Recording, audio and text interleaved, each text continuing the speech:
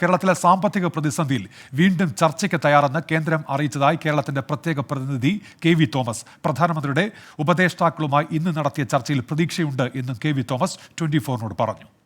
സാമ്പത്തിക പ്രശ്നങ്ങൾ അത് വേണമെങ്കിൽ ഒരു ചർച്ചയ്ക്ക് കൂടി തയ്യാറാണ് അവർ എന്ന് പറഞ്ഞു. അപ്പോൾ ഞങ്ങൾ 8 കാര്യങ്ങളാണ് അതുമായി ബന്ധപ്പെട്ട് കൊടുത്തിട്ടുള്ളത്. നമ്മുടെ UGC ഗ്രാൻഡ് ഉൾപ്പെടെ അത് ചർച്ചയ്ക്ക് തയ്യാറാണെന്ന് പറഞ്ഞു. അപ്പോൾ അവർ പറഞ്ഞ കാര്യങ്ങളെല്ലാം ഞാൻ മുഖ്യമന്ത്രിയെ ധരിപ്പിക്കും. അച്യുതൻ തുടരുന്നുണ്ട് ഡൽഹിയിൽ നിന്ന്. അച്യുതൻ, അങ്ങനെയെങ്കിൽ ഏത് തരത്തിൽ ഒരു ഇടപെടൽ പ്രതീക്ഷിക്കാം? ഒരു പരിഹാരം ഉണ്ടാകുമോ? കേരളം ആവശ്യപ്പെടുന്ന തരത്തിൽ ഒരു വിഹിതം അത് ലഭ്യമാകാൻ സാധ്യതയുണ്ടോ അച്യുതൻ?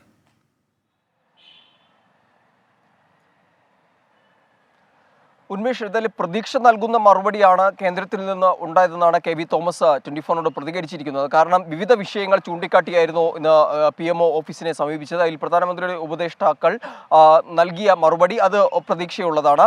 അതിൽ പ്രധാനമായും എയിംസ് സംബന്ധമായ വിഷയങ്ങൾ, കേരളയിലുമായി ബന്ധപ്പെട്ടത്, ഒടുവിൽ ഈ സാമ്പത്തിക പ്രതിസന്ധിയുമായി ബന്ധപ്പെട്ടുള്ള വിഷയങ്ങൾ. എന്തായാലും കഴിഞ്ഞ ചർച്ചകൾ പരാജയപ്പെട്ടുവെങ്കിലും വീണ്ടും ഒരു ചർച്ചകളിലേക്ക് തന്നെയാണ് വഴി തുറക്കുന്നത്. കാരണം ഈ ചർച്ചകളിലൂടെ പരിഹരിക്കാൻ കഴിഞ്ഞാൽ അതായിരിക്കും ഏറ്റവും ഗുണകരമെന്നായിരുന്നു സുപ്രീം കോടതി ഈ വിഷയത്തിൽ നിരീക്ഷിച്ചത്. അതുകൊണ്ട് തന്നെയാണ് ഈ ചർച്ചകളുടെ സാധ്യതകൾ വീണ്ടും ഈ ഒരു സാഹചര്യത്തിൽ തുടരുന്നത്.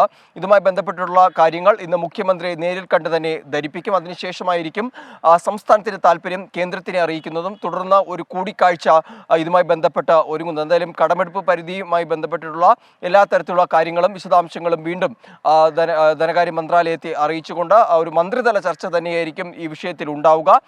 മറ്റ് വിഷയങ്ങൾ ചൂണ്ടിക്കാട്ടി കഴിഞ്ഞാൽ കോഴിക്കോട് എയിംസ് കൊണ്ടുവരണമെന്നുള്ള ഒരു ആവശ്യം അത് അറിയിച്ചിട്ടുണ്ട്. ഒപ്പം തന്നെ കേന്ദ്രത്തിനും ചില പ്രപ്പോസലുകളുണ്ട്. ആ പ്രപ്പോസലുകളും കേന്ദ്രം അറിയിക്കും. കേരളയുമായി ബന്ധപ്പെട്ടിട്ടാണെങ്കിൽ അതിൽ നിലവിൽ കേരളം നൽകിയിരിക്കുന്ന DPR അതിലൊരു മറുപടി ഇതുവരെയും ലഭിച്ചിട്ടില്ല. അതുകൊണ്ട് തന്നെ അതിൽ ഒരു തീരുമാനമെടുക്കാൻ ഉപദേഷ്ടാക്കൾ ഇതുമായി ബന്ധപ്പെട്ടിട്ടുള്ള മറ്റ് ഉദ്യോഗസ്ഥർക്ക് നിർദ്ദേശം നൽകുമെന്നുള്ള കാര്യങ്ങളാണ് പങ്കുവച്ചിരിക്കുന്നത്.